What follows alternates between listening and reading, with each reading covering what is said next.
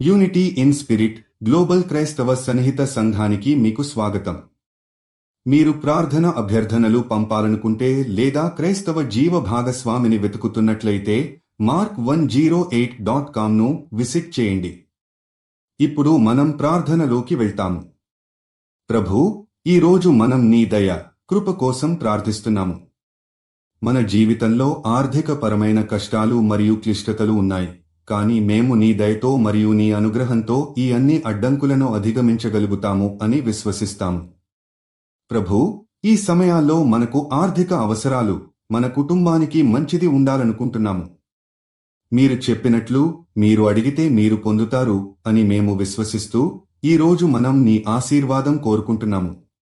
ప్రభూ, మేము మనకున్న లోపాలను, బాధలను మరియు ఆర్థిక లోటును నీవు నెమ్మదిగా తీర్చినట్లు మీ ఆశీర్వాదం మన మీద పొర్లిపోవాలని కోరుకుంటున్నాము.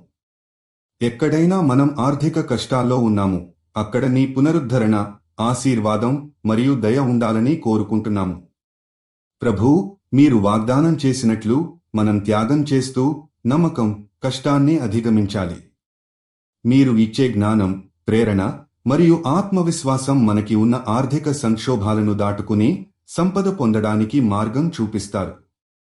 ప్రభూ, ఈ ఆశీర్వాదం మన దారిని వెంటాడి మన ఆర్థిక పరిస్థితిని మార్చి మన ఇంటిని ఆశీర్వాదాలు మరియు కృపతో నింపేలా మీరు పని చేయండి. మీరు ఇచ్చే ఆశీర్వాదంతో మేము ప్రతి కష్టం ద్వారా నిలబడగలుగుతాము. ఈ ప్రార్థనను మీరు యేసుక్రీస్తు నామంలో ప్రార్థిస్తున్నాము.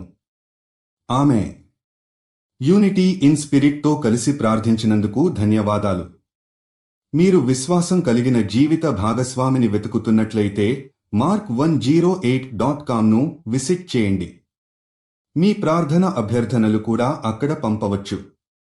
దయచేసి లైక్ చేయండి, షేర్ చేయండి మరియు ఛానల్కి సబ్స్క్రైబ్ చేయండి.